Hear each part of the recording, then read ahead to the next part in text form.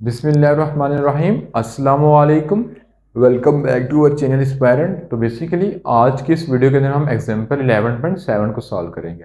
ठीक है, तो उससे पहले हमने बेसिकली क्या किया था, उससे पहले हमने जैसे प्रीवियस 3 एग्जाम्पल बनती थी यानी एग्जाम्पल 11.4, 5 एंड 6 को पिछली वीडियो में सॉल्व किया था। तो बेसिकली उससे पहले अगर आपने हमारे चैनल को सब्सक्राइब नहीं किया तो सब्सक्राइब कर दें और साथ बेल आइकन को प्रेस कर दें ताकि लेटेस्ट से लेटेस्ट वीडियो आप तक पहुँच सके।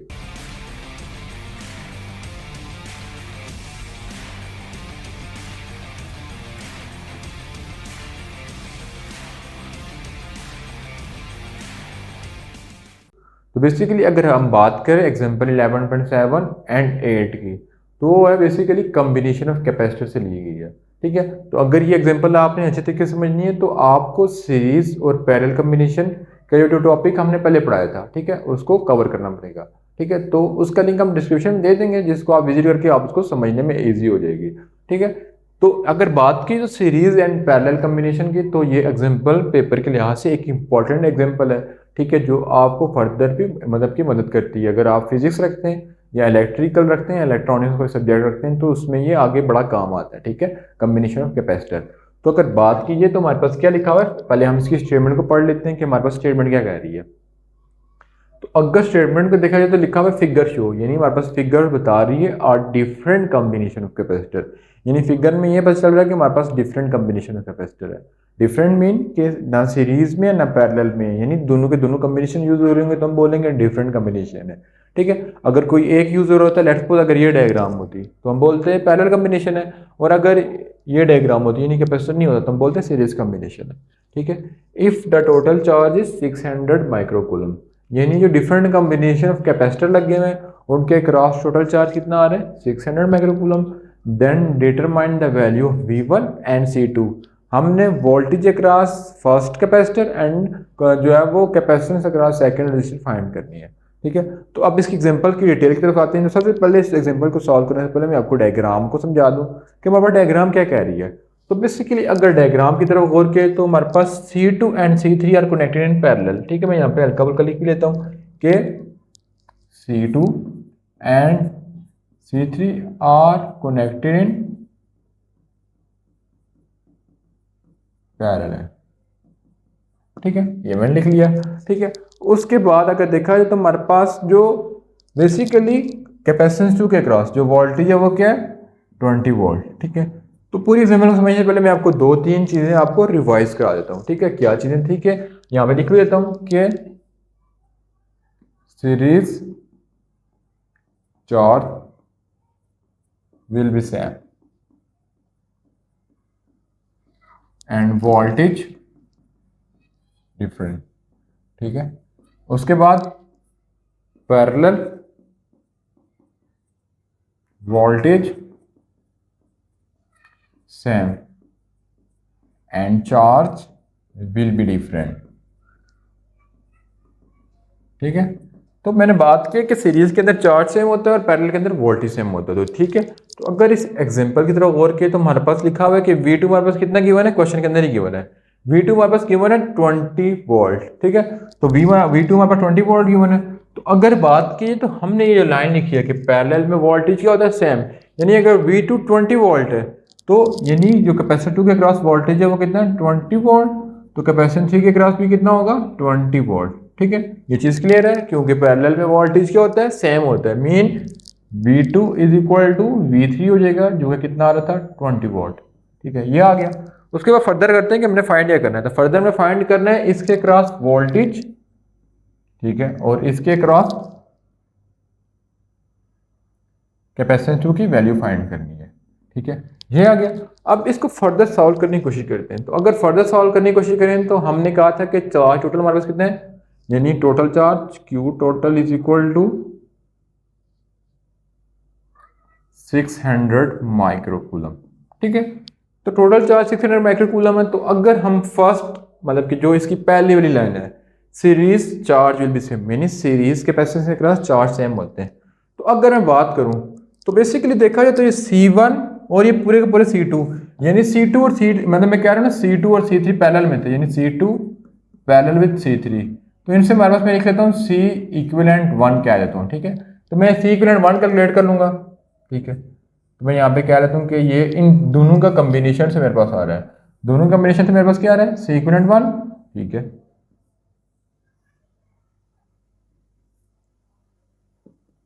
तो ये बेसिकली C1 आ रहा था, और ये क्या basically C2 and C3 parallel में, ठीक है, या सी कम्बिनेशन और सी इक्विवेलेंट भी बोल सकते हैं, ठीक है। तो अगर बात की तो ये चीज़, ठीक है, ये वाली चीज़ इस पूरे के क्या है, सीरीज में लगी हुई है, ठीक है। तो इन दोनों कम्बिनेशन से जो आंसर आएगा वो इसके साथ क्या होगा, सीरीज में होगा। जब सीरीज के अंदर आएगा तो बेसिकली इन दोनों के क्रॉस, ठीक है, इन दोनों के क्रॉस चार्ज कितना होगा, दोनों के क्रॉस बोल रहा हूँ मैं, 600 माइक्रोकूलम, और इसके क्रॉस भी कितना हो जाएगा, 600 माइक्रोकूलम। मीन इन दोनों के क्रॉस कितना है, 600 माइक्रोकूलम, और इसके क्रॉस भी कितना है, 600 माइक्रोकूलम। अब मैं इन दोनों के साथ 600 माइक्रोकूलम क्यों लिख रहा हूँ, क्योंकि मैंने बोला है सीरीज में चार्ज सेम होता है। तो जब मैंने इस डायग्राम को सीरीज में कन्वर्ट किया है तो चार्ज दोनों के क्रॉस क्या हो जाएगा, सेम। तो Q total is equal to Q1 आ जाएगा। तो Q1 हमारे पास कितना आ गया, 600 माइक्रोकूलम।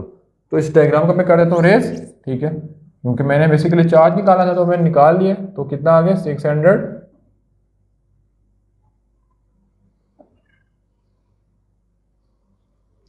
600 माइक्रोकूलम, ठीक है। Q1 हमारे पास 600 माइक्रोकूलम है, तो हमने फाइंड करना था V1।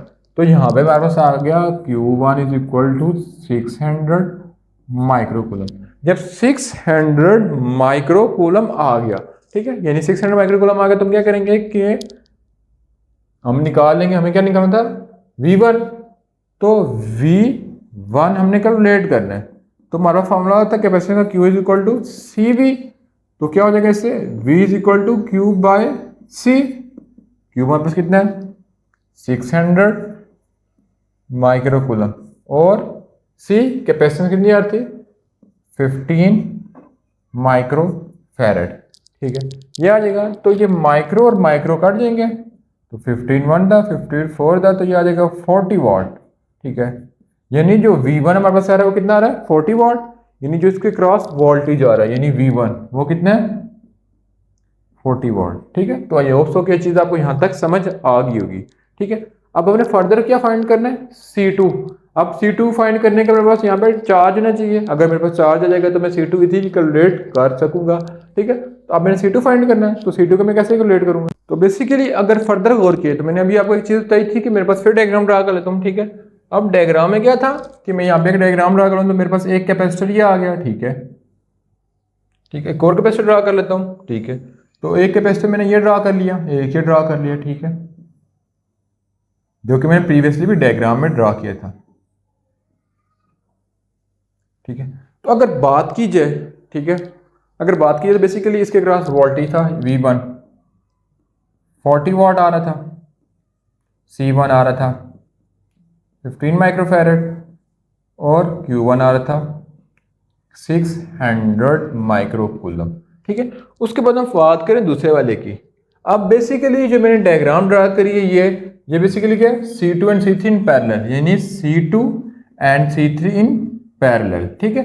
अब इन दोनों के क्रॉस, ठीक है, इन दोनों के क्रॉस बोल रहा हूँ, ये दोनों पैरेलल में है। इन दोनों के क्रॉस कितना था, चार्ज 600 माइक्रोकूलम, ठीक है। V कितना था, V2 एंड V3 दोनों के दोनों कितना था, 20 वाट, ये आ गया। तो अब बेसिकली मैं फर्दर करता हूँ, यानी मुझे पता है कि इन दोनों के cross C2 and C3 parallel में होते हैं। जब पैरेलल में लगे होते हैं बेसिकली इनके क्रॉस चार्ज कितना है, इन दोनों के क्रॉस चार्ज है टोटल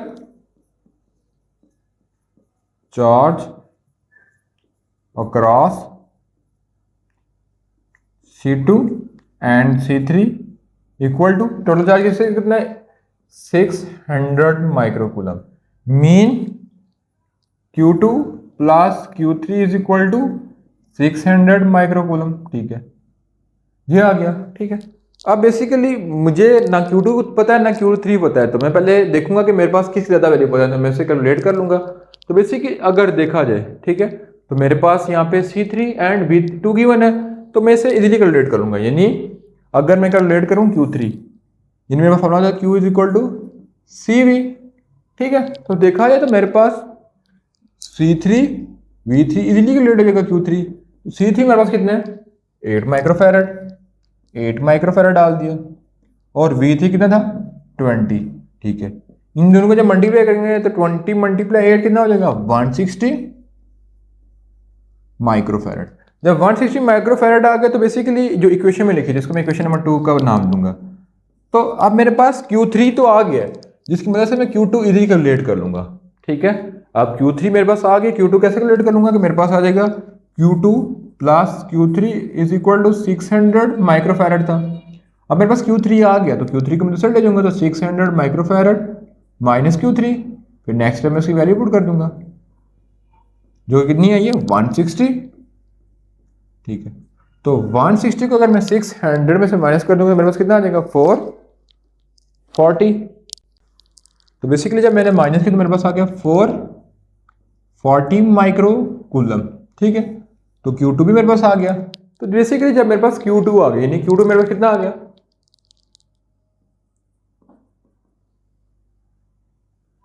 440 माइक्रो कूलम। तो बेसिकली क्वेश्चन में था मैंने C2 फाइंड करना था, तो C2 मैं इजीली फाइंड कर लूंगा, क्यों कि same to same capacity formula से कि Q is equal to CV, तो Q2 C2 V2। अब C2 के अलावा सारी वैल्यू मुझे बताया था C2 is equal to Q2 divide by V2, तो Q2 कितना है 440 माइक्रो कूलम डिवाइडेड बाई 20, तो इन दोनों को सेपरेट करूंगा 0 0 से कट जाएगा, ये 2 2 था 4 तो आ जाएगा 22 माइक्रो फैरेड। तो बेसिकली जो मेरे पास कैपेसिटेंस की वैल्यू आ रही है, ठीक है, वो कितनी आ रही है 22 माइक्रो फैरेड। तो मैं यहाँ पे लिख लूंगा कि कितनी आ रही है 22 माइक्रो फैरेड, ठीक है। अब इस डायग्राम को मैं फिर से बना लेता हूँ ताकि जितनी वैल्यू मैंने कैलकुलेट की मैं इजीली लिख सकूँ। तो बेसिकली मैं इस डायग्राम को रेज कर लेता हूँ ताकि मैं आपको लिख के बता दूँ कि मेरे पास क्या क्या वैल्यू हुई है, ठीक है, फिर आपको समझा भी सकता हूँ।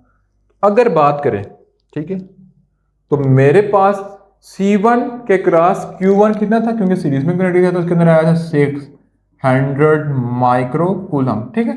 अब C1 आ गया, उसके बाद हमने V1 कैलकुलेट किया था, तो V1 इससे क्रॉस कितना आया था, हमने जो कैलकुलेट किया था 40 वाट। V1 हमारे कितने कैलकुलेट हुआ था 40 वाट। तो यहाँ पे मैं लिख लेता हूँ कि V1 Q1 C1, ठीक है, ये आ गया था। उसके बाद जो नेक्स्ट चीज हमने कैलकुलेट की थी, अब C2 में कितना कैलकुलेट किया 22 माइक्रोफैरेड, ठीक है। उसके बाद Q2 कितना कैलकुलेट किया 440 माइक्रो कूलम, ठीक है।